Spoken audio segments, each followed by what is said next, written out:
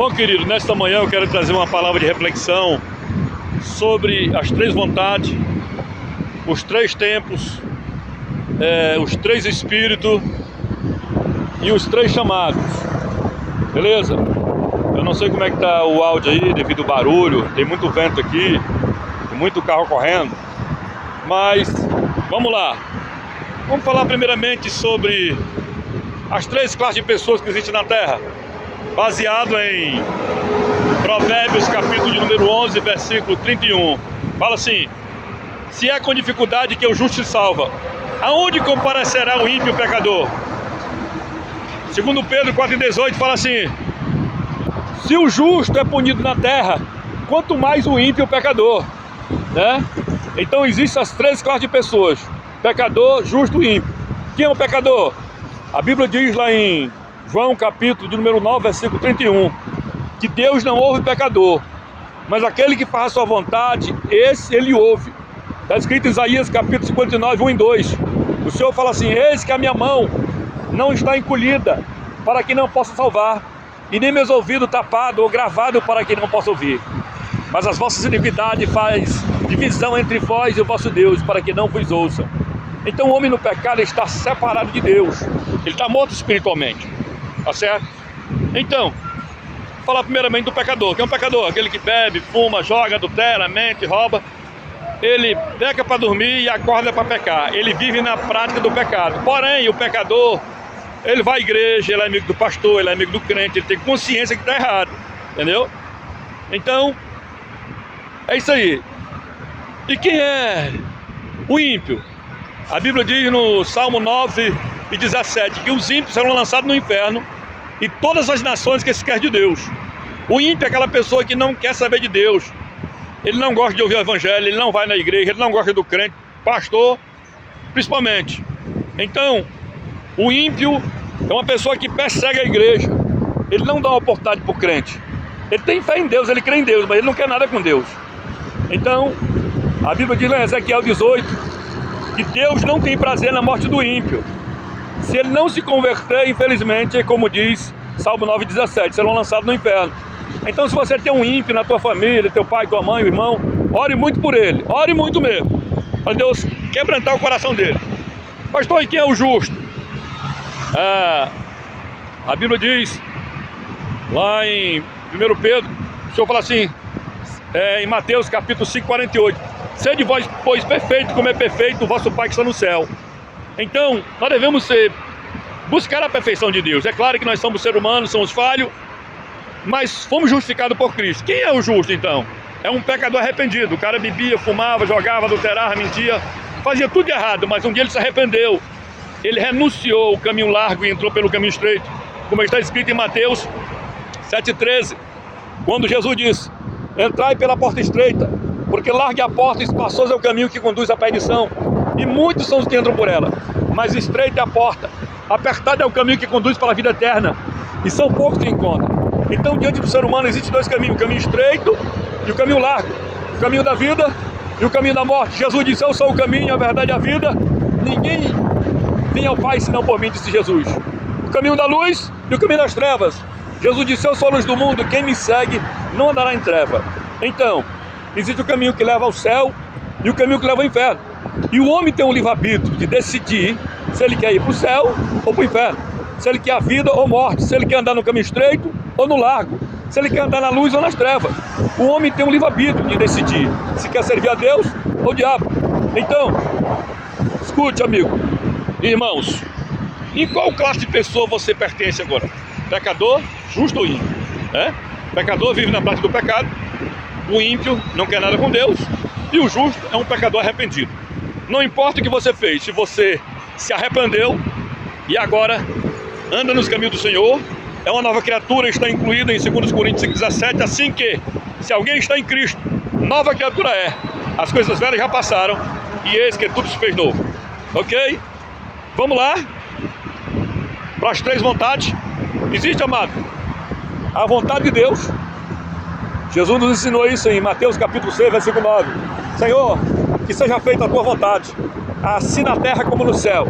Então, existe a vontade de Deus, existe a vontade de Satanás. e existe a tua vontade, a minha vontade, tá certo? Então, qual é a vontade do inimigo? A Bíblia diz lá em João 10:10 que ele não veio senão para matar, roubar e destruir. Mas Jesus disse: eu vim para que tenha vida e tenha com abundância. Então, a missão dele é matar, roubar e destruir. Ele mata sonho, ele destrói a mocidade, ele rouba a paz, rouba a saúde, rouba a alegria, rouba os sonhos.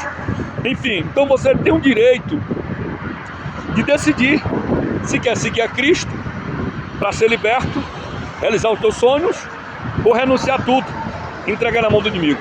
Então o ladrão está aí, viu? Então o que acontece? A vontade do diabo é destruir a tua vida, acabar com o teu sonho, com tudo. Mas a vontade de Deus é que você prospere, que você seja cabeça, que você seja líder, que você seja luz, que você seja próspero. Jesus disse: eu vim para que tenha vida e tenha com abundância. E a tua vontade? A tua vontade fica entre a vontade de Deus e a vontade do diabo. Eu que te pergunto, qual é a tua vontade? O que é que você sonha? Né? Qual é o teu propósito? Qual é o teu objetivo? Qual a tua meta? Aonde você está hoje? No lado social? Classe baixa, classe média ou classe alta? Ah, pastor, eu pertenço à classe baixa, eu não tenho uma casa para morar, não tenho emprego, não tenho um transporte para me andar. Mas se você sonhar, determinar correr, Senhor, eu quero ir pelo menos para a classe média. Deus vai te dar, Ele vai te conceder. Chegou na classe média, fica melhor para você ajudar quem está embaixo. Ah, Senhor, eu quero ir para a classe alta. Vai, continua sonhando. Por quê? A Bíblia diz no Salmo 24:1, do Senhor é a terra e a sua plenitude, o mundo e todos aqueles que nele habitam, tudo pertence a Ele. Está escrito em Ageu 2:8. O Senhor fala assim: minha prata, meu é o ouro, diz o Senhor dos Exércitos. Então tudo pertence a Deus. E nós somos filhos de Deus. Ele é o rei do universo. E quem é filho de rei é príncipe ou princesa. E aí, você é filho de Deus? É filho do rei? Então tome posse. Você pode sonhar, determinar. Jó 22:28. Determinando tu algum negócio, ser-te-á firme, e a luz brilhará nos teus caminhos. Então determine a tua meta, teu sonho, teu objetivo e corra atrás. Tiago 2:26 fala assim: assim como o corpo, o seu espírito está morto, assim também a fé sem obra é morta. Tem sonho? Tem objetivo? Corra atrás, determine, se esforce. A Bíblia diz lá em Mateus capítulo 11, versículo 12, que o reino de Deus é ganho pelo esforço. Aquele que se esforça é a pudera dele. Então, não fique só esperando. Vou falar agora sobre os três espíritos. Existe o Espírito de Deus, que convence o homem do pecado, da justiça e do juízo. Existe o Espírito de vida. Lá em Gênesis 1:26, Deus fala assim: façamos o homem a nossa imagem conforme a nossa semelhança. Pode ser hoje. Glória a Deus, Deus te abençoe, meu filho. Então, e aí o Senhor fez aquele boneco de barro e soprou nas suas narinas um espírito de vida, e o homem se tornou alma vivente. Então, quando ele tornou-se alma vivente, ele recebeu o espírito de vida. Mas tem um Espírito Santo. O homem natural no pecado, ele está separado de Deus, ele tem apenas o espírito de vida. Ele não tem um Espírito Santo. E muitas vezes existe algum outro espírito, o espírito do diabo, que o inimigo, ele oprime a pessoa na bebida, na cachaça, no alcoolismo, ou seja, de prostituição. É o espírito Zé Pilintra, Nego Gesso, Treca-Rua, Chucaveira, Maria Padilha, Maria Mulambo. Tanto demônio que existe na terra, que oprime as pessoas e que receberam até apelidos, né? E se a pessoa não está servindo a Deus, não entregou-se totalmente ao Senhor, ele pode ser oprimido por algum desses espíritos e passa a praticar coisas que ele não quer fazer. Ele não sabe nem por que faz, não sabe por que bebe, não sabe por que rouba, não sabe por que mata, tem vontade de se libertar e não consegue. Sabe por quê? Porque existe um espírito do diabo, oprimindo estes demônios, certo? Mas para se libertar, Jesus disse em João 8:32, se conhecereis a verdade, e a verdade vos libertará. Tá? Então os três espíritos, o Espírito de Deus, o Espírito de vida e o Espírito do diabo. Que Deus te abençoe. Vou falar agora para você sobre as três classes de homem que existem na terra: varão, varela e varunca. Quem é o varão? O varão é aquele que é o cabeça. Ele é o cabeça, ele é o chefe, ele é o provedor, é o que cuida da esposa, cuida dos filhos, que trabalha, que rala, que dá o seu melhor para manter o sustento da casa. Esse é o varão, ele é o chefe. Ele é o cabeça. E a Bíblia diz lá em Efésios capítulo de número 5, versículo 22, que a mulher deve ser submissa ao homem, porque o homem é o cabeça e a mulher é apenas uma costela, uma auxiliadora. Lá em Gênesis no capítulo 2, versículo 24, Deus falou assim: deixará pois o homem o seu pai e a sua mãe, e unir-se à sua mulher, e serão os dois uma só carne. Então, lá em Gênesis 2,18, o Senhor fala assim: não é bom que o homem esteja só, portanto far-lhe-ei para ele uma adjuntora, para que ele corresponda. Então Deus fez cair um profundo sono sobre o homem, e da sua costela trouxe a sua linda mulher, Eva.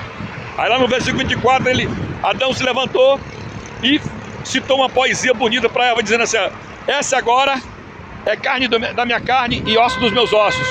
Então, e agora serão os dois uma só carne. É isso aí. Mas eu estou falando sobre o quê? Sobre os três tipos de homem: o varão, o varela e o varunca. O varão é aquele que é o chefe, cabeça, o líder, o provedor. E quem é o varela? Aquele que não tem autoridade sobre a casa. Direitos iguais. Amós 3:3, poderão dois andar juntos se não estiver de acordo? Tem que ter acordo, concordância, diálogo, né? Combinar, agir, pensar, determinar, correr atrás, enfim. É importante que tenha direitos iguais. Eu não sou contra não, entendeu? Ele mandar e ela mandar também. Nós somos o chefe aqui da casa, beleza? Mas o pior de todos não é o varão, não é o varela, o pior de todo é o varunca, que manda ela, e ele não manda em nada, quem manda é ela. Até uma chave que você vai pegar emprestado, ele só para falar com a mulher aí. Se ela emprestar, entendeu? Rapaz, vamos comigo aqui lá na caçada, uma pescaria comigo, rapaz, vou falar com a mulher, se ela deixar, não tem autonomia, não tem autoridade, não é cabeça, ele é um varunca. Então cuidado, varão, toma posição, viu? Não seja um machista não, aquele que escraviza a mulher, até porque perdão, Deus não criou a mulher da cabeça para ela não dominar o homem, mas também Deus não fez dos pés para a mulher não ser pisada pelo homem. Deus não criou a mulher da parte das costas para a mulher não ficar para trás, mas também não criou da frente para a mulher não passar na frente do homem. E Deus criou a mulher da onde? Tirou da onde? Da costela, para estar ao lado como auxiliadora, tá certo? Então, mulher, seja uma auxiliadora do teu esposo, esteja ao lado dele, ajudando, de acordo. Não passe na frente, não grite com ele, não envergonhe ele, não, seja humilde, seja serva. A Bíblia diz lá em 1 Pedro capítulo 3 que Sara era tão humilde que ela chamava Abraão de meu senhor, entendeu? Ela era serva, ela reconhecia que Abraão era o cabeça, era o chefe, que era ele, foi ele que recebeu a promessa e não ela. Através dele, ela foi abençoada, beleza? Quer ser abençoada, mulher? Fique debaixo da nuvem, fique debaixo da promessa, amém? Vamos falar agora sobre os três tipos de pastor, para fechar aqui. Tem um pastor que tinha a chamada de Deus, né? Deus chamou ele, capacitou, batizou com o Espírito Santo, deu ele sabedoria, coragem, ousadia, poder, e colocou ele agora para cuidar do rebanho. Esse foi chamado por Deus. Aí ele vai, tendo dinheiro ou não, tendo luxo ou não, tendo casa grande ou não, a igreja sendo grande ou não, pode ser pequena, pode estar começando, mas ele vai porque ele tem chamada, ele tem amor, ele tem fé, ele tem convicção, ele sabe que o Deus que colocou na igreja pequena um dia vai colocar numa grande, vai dar crescimento. E o segundo? O segundo é aquele que foi chamado pelo homem, capacitado pelo homem, consagrado pelo homem, enviado pelo homem. Não sou contra o ministério, escolher o obreiro, preparar ele, estruturar e enviar para o campo. O ministério também é de Deus, entendeu? O obreiro só tem que obedecer quando é enviado pela convenção, pelo ministério ou por um pastor presidente. Você foi discipulado, foi ensinado, foi estruturado, preparado e enviado, que aí, diga eis-me aqui e obedeça, e vai dar certo, amém? E fique no tempo de Deus, debaixo da graça.